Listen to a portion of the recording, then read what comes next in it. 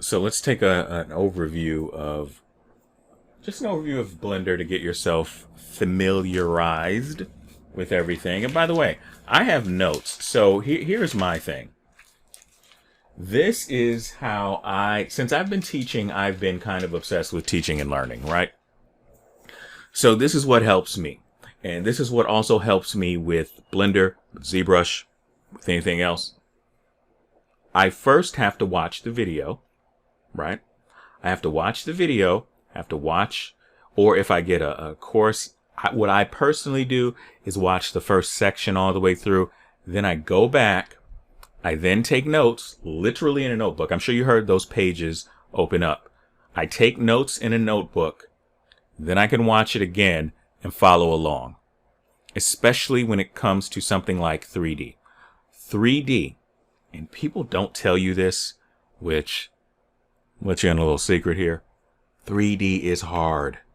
It's hard. It's not easy. It's not impossible, but your brain has to, I'm looking for a better word, but your brain has to thaw a little bit to receive this new set of information. Your brain is going to strain when you learn 3D. It will. And so I do want you to pace yourself. I found that in the very beginning, in the very beginning, I felt that I was never going to learn this at all. And I do mean I was really frustrated. I felt lost, and I felt like it was too complicated. And I also ran into videos and things online where the person had been doing it for so long, it just came easy to them. And so they were just skipping over certain parts or blowing past parts that I was having to stop the video and do all of that. So I urge you to watch a section or watch a few videos. Do about 15 minutes, take a little break, do another 15 minutes, and then stop. Right? Then go back, and then you move on. I would say start out with maybe 15 to 30 minutes a day and let yourself process the information, because you can get burnt out on learning really quick. And that's not what I want for you to happen. So I'm going to be a little bit silly. I am going to make some silly jokes, and hopefully you will look forward to my silliness and come back and learn. Now, with that said, after I've told you that 3D is hard, but I'm going to teach it to you anyway. But it's true. I'm going to take my time with a lot of things. I will repeat certain terms. I will reinforce certain terms. I will sing you a song. I'm not going to sing you a song. It's not what I do. I don't sing. Stop. No. But let's take a look at what's going on here with the Blender apparatus. Up here, we got, just like any other 2D application, you got things like File, Edit, Render, Window, Help. Should say Please Help, but it doesn't. And you got different modes that Blender can be in. Now, over here, right, where in the corner, it's going to say Object Mode. That means that you are going to play with and move around and manipulate objects. If you guys work with Daz 3D, or you've maybe worked with Poser before, what you are always in with those particular products, you are always in object mode. You can only move objects around. That's really the only thing you can do. You can, I know there's a little bit of primitives where you can squash and stretch out things and flatten areas, but not very much. You're pretty much only able to move objects around. You're not able to manipulate them. You're not able to edit them. You're not able to model or sculpt in something like Daz 3D. Now, there is object mode. So if I want to go in and I want to start modeling stuff, I go to edit mode. There are hotkeys for all this. We're not worried about hotkeys. That's not what we're here to do. So this allows me to edit things. Just like I showed you before, and I highlighted everything, and you were like, oh, I get it now. This is great. Or hopefully you said that. And then there is sculpt mode, which is its own mode in itself. Now, there's some other stuff here. Now, there's vertex paint, there's weight paint, and there's texture paint. We're not worried about those. I don't really, that doesn't, and it'll change depending on what's going on. Just to show you, that's weight paint. I'm not worried about that. This is a beginner course. But if you look up at the top, there are all of these layouts. So this is just the regular layout that Blender has. And from here, you can go into all of those other modes. Now, if you want to just go straight to modeling, now I want you to watch up here where it says object mode when I hit the modeling button. It's switched over to edit mode, and you get a bunch of brand new tools that say a lot of stuff. Now, this bottom one says box cutter. It is an add-on. We'll get into add-ons later. And I have these other, box cutter also gives me another little add-on over here. You don't need them. You do not need any add-ons. Blender comes with a lot of add-ons that we can activate, but we're not going to worry about that right now. I think it's a mistake to try and give you a bunch of add-ons right in the beginning. Now, watch over here. We're going to go into the sculpting mode.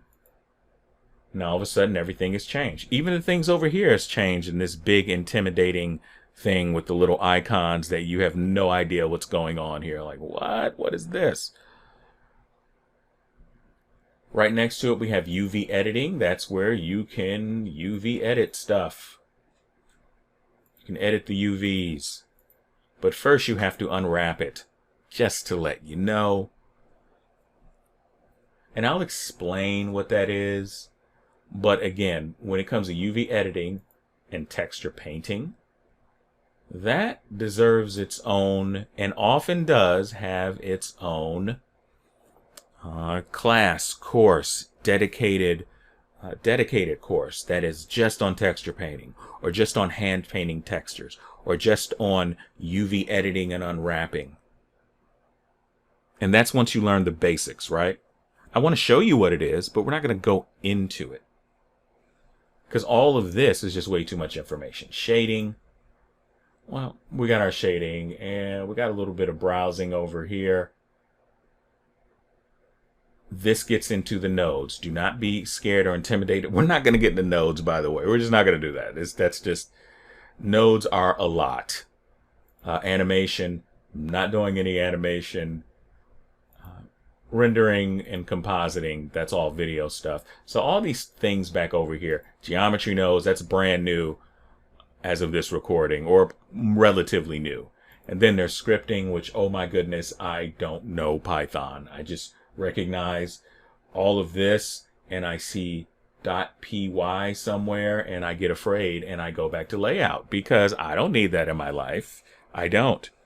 I will stick with my basic technology. All right, so these are the different modes, and within these different modes we have what's called our viewport. That's this area right here. And you see I got the cube highlighted right over here. This is our scene collections. This is where we find our scene. This is what is in our scene. So if I added something over here by hitting Shift A, don't worry about that, because you can always just go over here and add. And it says mesh. Ooh, what's that? We'll do a video on that. Don't worry. So we'll add a mesh. And we can add a cylinder. Cylinder pops up right in the middle of here. We got to move that so we can see that it's a cylinder. And now if I click over here into my scene collection, then the cylinder highlights. If I click over here, the camera highlights. If I click over here, this is a light. Now you're like, this is a light, I can't see anything over here. No, you can't see anything over here because we're not in the right view to see anything. All of these right here, these are your editors. If you just hover over, it'll tell you what everything does. This can be overwhelming, because for a long time, like, this became, for me, like, what? Okay, these are my texture properties. These are the object data properties. What does this mean? What is this going into? I don't get it. I don't understand. Now I switch over to things and these change. So when you when you select something, some of these little menus over here can change. But let's go back to we're in object mode. And over here, we got a bunch of tools. This is where your tools are going to be located. Now, right over here, this is our gizmo. We can turn everything like this. Right? That's what we can do. These also help you navigate. These are your different views right here. And I'm going to explain all of the basics of this and what they are used for. Because for me just to go over and tell you, it's not really helping you.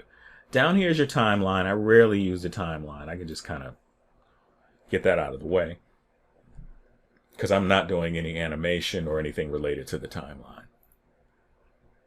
So the biggest thing is your viewport.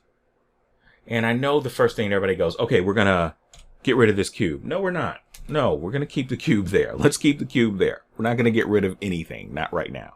So when you open this up, we are not going to delete the cube. Like that's when you get more advanced and you want to have your own setup, then you can just delete the cube, or you can just have it set up to where the cube doesn't even appear. So I'm not okay, first thing you can just get this cube out of the way. Nope. Leave the cube there. Cube is good.